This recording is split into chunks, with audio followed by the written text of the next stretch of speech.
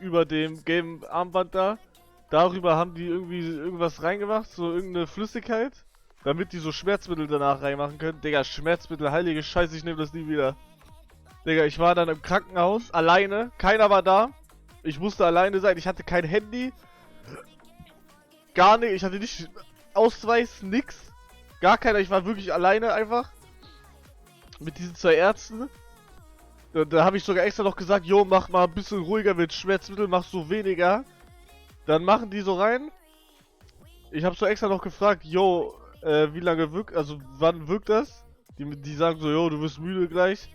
Digga, auf einmal, ich weiß nicht, ich kann's nicht, alles was ich jetzt sage, ich kann's nicht richtig erklären. Digga, mit einem Schnips, ich dachte, ich sterbe. Ich dachte wirklich, ich sterbe komplett. Das war's, ich habe in meinem Leben abgeschlossen. Das hört sich jetzt an wie komplett fake und so. Ist mir egal. Alle die sagen, sie haben Licht gesehen, ich glaub denen jetzt. Bruder, ich habe legit, ich habe Licht gesehen, so Kreis, schwarz.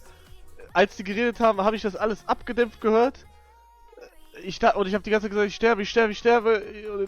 Ich war auch dann irgendwann 2 Sekunden war gar nichts. Da war einfach nix.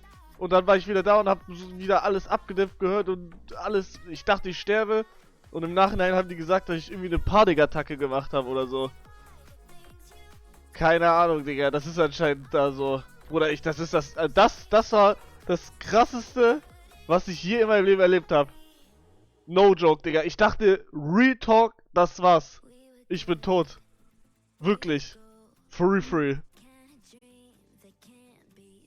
Und danach war ich drauf, Digga. Danach war ich high.